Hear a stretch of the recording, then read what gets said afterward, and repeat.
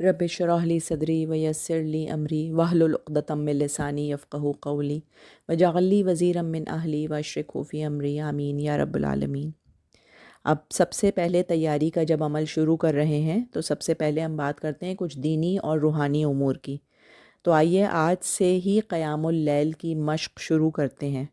थोड़े से वक्त से शुरू करते हैं। कदम तो बढ़ाएं, एक कदम अपने रब की तरफ बढ़ाकर तो देखें और वो आगे बढ़कर यकीन कीजिए कि वो थाम लेगा, वो आगे बढ़कर हमारा इस्तकबाल करेगा, वो हमारी मदद के लिए अपने फ़रिश्तों को मुतय्यन कर देगा इंशाअल्लाह। 2 नफिल और बेशक 2 रुकू तिलावत कलाम पाक से आज इब्तिदा तो करें। 5 वक्ता नमाज़ों की पाबंदी और उसमें खुशू व खुज़ू, और सबसे बढ़कर ये कि पुरसुकून तरीक़े से नमाज़ों की अदायगी का अहतमाम आज से करते हैं। मैं और आप आज से रमज़ानुल मुबारक का के अहतमाम की तैयारी करते हैं, उसके इस्तकबाल की तैयारी करते हैं। दूसरा अहम अमल ये है कि जब रजब और शाबान में नफली रोज़ों का हम एहतमाम करते हैं तो उससे होता क्या है कि हमारा जिस्म रोज़े की मशक्क़त का आदी होना शुरू हो जाता है। तो रजब और शाबान में नफली रोज़ों का एहतमाम ज़रूर करें। वरना होता क्या है कि जब रमज़ान शुरू होता है तो इब्तिदा में एक हफ़्ता तो शदीद नींद, थकावट और सुस्ती का इस कदर गलबा तारी होता है कि तरावीह इतना हमें थका देती है कि बाद में क़यामुल लैल और तहज्जुद और दूसरे अज़कार और नवाफिल की हिम्मत ही जमा नहीं हो पाती, और अमूमन लोग तमाम दिन फिर इस नींद के गलबे से ही लड़ रहे होते हैं। लिहाजा इसका बेहतरीन तरीक़ा क्या होगा कि रजब और शाबान में हम किस तरह शुरू करें इस मश्क को कि या तो पीर को, जुम्मतुल मुबारक को या छुट्टी के दिन रोज़े का अहतमाम कर लिया जाए और नियत ये ही की जाए कि मैं रमज़ानुल मुबारक के लिए अपने आप को तैयार कर रही हूँ। और इस तरह ना सिर्फ जिस्मानी तौर पर बल्कि रोज़े की हालत में नफ्स से जंग की मश्क भी हो जाएगी पहले से। जब जंग की तैयारी की जा रही होती है तो अफवाज को पहले से मशक़ें भी कराई जाती हैं ना, या अचानक जंग पर भेज दिया जाता है। तो इसी तरह रमज़ानुल मुबारक में नफ्स से हमें जिहाद और जंग ज़्यादा करनी है, तो उसकी मश्क आज से शुरू कर देते हैं। रोज़े का हम जानते हैं कि असल उसकी रूह जो है वो तक़वा है। तक़वा किस हालत का नाम होता है कि जिसमें एक मुसलमान नेकी की तरफ माइल रहने और हर लम्हा अपने आप को बुराइयों से बचाने की कोशिश में लगा रहता है। तो रमज़ानुल मुबारक से पहले ही अपने आप को इस हालत में क्यों ना डाल लें हम, ताकि रमज़ान में ये कैफ़ियत अपने उरूज पर पहुंच जाएगी इंशाअल्लाह। और रमज़ान के बाद फिर क्या ही खूब हो कि ये कैफ़ियत हमारी आदत बन जाए। तो आइए इसके लिए सबसे पहले अपनी ज़बान, अपनी सोच, अपने दिल, अपनी नज़र, गर्ज़ जिस्म के एक एक हिस्से को हर तरह की इखलाक़ी बुराइयों से यक बयक रोक दें और फिर इसकी सफाई और तहारत के लिए हर लम्हा अस्तग़फ़ार का एहतमाम कीजिए। आइए आज से शुरू करते हैं। आज से रुक जाएं, अभी से रुक जाएं, गीबत से, बुग़्ज़ से, कीने से, अदावत से, बदले की आग से, लालच से, नफ्स की ख्वाहिशात के गलबे से, लग़्व बातों से, लग़्व चीज़ें देखने से, लग़्व बातें सुनने से, लग़्व महाफ़िल से। क्योंकि अल्लाह रब्बुल इज़्ज़त क्या चाहता है कि रमज़ानुल मुबारक की बरकतों से हमारे दिल बदल जाएं। तो दिल जब अच्छी तरह पिछली बुराइयों से साफ़ होंगे तो ही नेकियों की जगह बनेगी ना, और फिर दिल बदलेंगे। तो आइए इन रजब और शाबान के महीनों में एहतमाम कर लेते हैं अपने आप की, अपने रूह की तहारत का, अपनी सोच की तहारत का, अपने ख़यालात की पाकीज़गी का। इन सब के लिए अनगिनत बग़ैर गिने तस्बीह और इस्तग़फ़ार की तस्बीह का एहतमाम करते हैं। हर लम्हा कोशिश करते हैं कि ज़बान ज़िक्र से तर रहे। इस्तग़फ़ार करते हैं अपने पिछले पूरे गुनाहों पर, अपनी तमाम इखलाक़ी बुराइयों पर।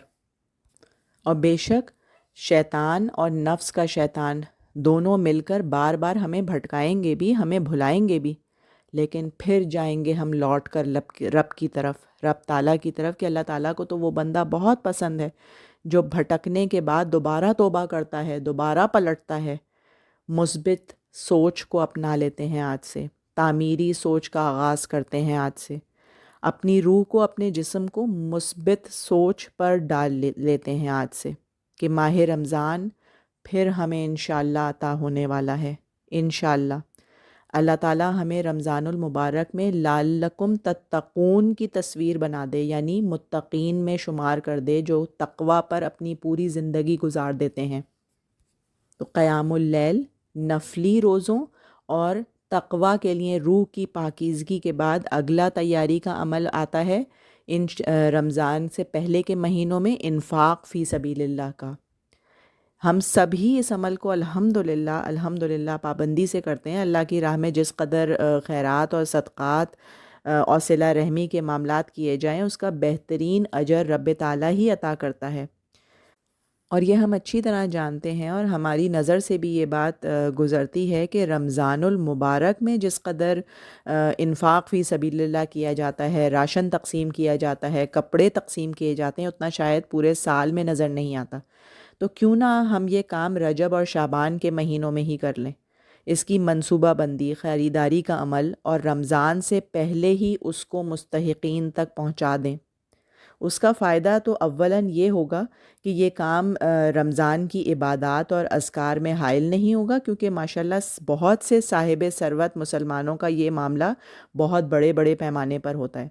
عید کے کپڑے خریدنا، ان کو منصوبہ بندی سے ترتیب دینا، پھر ان کو ایک منصوبہ بندی سے تقسیم کرنا، کہیں سلے ہوئے تو کہیں بغیر سلے ہوئے کپڑوں کا پورا حساب کتاب، اور راشن کی خریداری، پھر اس کے باقاعدہ حصے بنائے جاتے ہیں، اس کی باقاعدہ منصوبہ بندی سے تقسیم کی جاتی ہے۔ بلا شبہ وقت اور محنت طلب کام تو ہے، تو کیوں نہ یہ کام ہم رجب اور شعبان میں ہی مکمل کر لیں۔ اس سے فائدہ یہ ہوگا کہ مستحق افراد بھی رمضان المبارک کے لیے پہلے سے مطمئن ہو جائیں گے کہ عید الفطر اور رمضان المبارک دونوں کی خوشیاں وہ ہمارے ساتھ شریک ہو کر منائیں گے، نہ کہ وہ رمضان میں پھر یہ سوچ لے کر داخل ہوں گے کہ معاش اور ذرائع کی جو کمی ہے وہ ان کی عبادات میں حائل ہو رہی ہوگی۔ عید کی خوشیوں کے لیے ان کا ذہن ہر وقت مصروف رہے گا کہ میرے بچوں کی عید کیسے ہوگی، میرے گھر میں عید کی خوشیاں آئیں گی یا نہیں۔ ذرا سوچئے، یقین کر لیجئے کہ اللہ رب الکریم ہے اور ہمارے دلوں کے بھید اچھی طرح جانتا ہے، وہ نیتوں پر اجر عطا کرے گا۔ اس کے اجر کے خزانوں میں کوئی کمی نہیں ہے۔ جب وہ دینے پر آتا ہے تو اس کا اجر جمع نہیں ہوتا بلکہ ضرب ہوتا ہے۔ ہماری اس چھوٹی سی منصوبہ بندی کی تبدیلی سے سوچئے کتنے دلوں سے نکلی ہوئی دعا ہمارے لیے باعث نجات بن جائے گی کہ جب وہ رمضان المبارک میں ہماری ہی طرح عبادات کا اہتمام کریں گے، ان کو کسی قسم کی معاش کی یا کسی قسم کی کھانے پینے کی یا اور کوئی دوسری فکریں نہیں ستا رہی ہوں گی۔ اس کا یہ قطعی مطلب نہیں ہے کہ رمضان المبارک میں انفاق نہ کیا جائے، بالکل کیا جائے، روزانہ کیا جائے، لیکن یہ بڑا عمل جو کہ ایک وقت اور محنت طلب کام ہے، اگر یہ پہلے سے کر لیں اور اس سے کسی کی زندگی میں اطمینان آ جائے اور وہ بھی رمضان المبارک کی عبادات کو ذہنی سکون کے ساتھ ادا کر سکے، تو اس سے بڑھ کر کیا نیکی ہوگی۔ اگر اسی طرح گنجائش موجود ہو تو اپنے رمضان المبارک کے، اپنے خود کے بھی، اور عید الفطر کے ملبوسات اور دیگر اشیاء ضروریہ جو ہیں اس کی خریداری بھی کوشش کریں کہ رمضان سے پہلے ہی یہ تمام کام مکمل کر لیں، تاکہ برکتوں والا مہینہ جو ایک مہمان ہے بازاروں اور درزیوں کے ساتھ بحث و مباحثے میں نہ نکل جائے۔ اور پھر ویسے بھی یہ سوچئے کہ جب کوئی مہمان آتا ہے تو کیا ہم اس کو چھوڑ کر گھر سے باہر نکل جاتے ہیں یا دوسری مصروفیات میں مصروف ہو جاتے ہیں؟ ہم اس کو پورا وقت دیتے ہیں نا، تو ہم رمضان المبارک کو پورا وقت کیوں نہیں دیتے؟ ہم اپنی دوسری مصروفیات کیوں نہیں ترک کر دیتے؟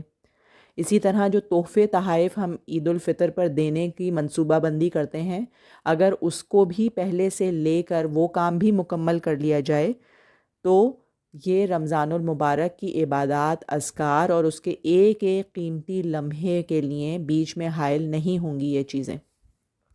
اللہ تعالیٰ ہمیں بہترین منصوبہ بندی کرنے کی توفیق عطا فرمائے، اس کو مکمل کرنے کی توفیق عطا فرمائے۔ تو جتنے اس طرح کے کام ہیں جس میں ہمیں ثواب بھی مل سکتا ہے، جس کا اجر بھی بہترین ہوگا، اور یقین جانیے کہ اللہ کے نزدیک یہ اس کو منظور نہیں ہے کہ ہر چیز رمضان المبارک کے لیے رکھی جائے. اگر اس سے پہلے بھی انفاق فی سبیل اللہ کر دیا جائے گا تو اللہ کے اجر کے خزانوں میں کوئی کمی نہیں ہے. یہ ہم انسانوں کی سوچ ہے کہ ہم سوچتے اس طرح ہیں کہ جیسے ہم کسی کو کوئی چیز دیتے ہیں. تو اللہ تعالیٰ رب الکریم ہے، رب کریم ہے، رب العالمین ہے، اس کے اجر کے خزانوں میں کوئی کمی نہیں. اور سب سے بڑی بات کہ وہ نیت پر اجر عطا فرماتا ہے. اللہ تعالیٰ ہمیں بہترین وقت کا استعمال کرنے کی اور اس کی منصوبہ بندی کرنے کی توفیق عطا فرمائے. آمین یا رب العالمین.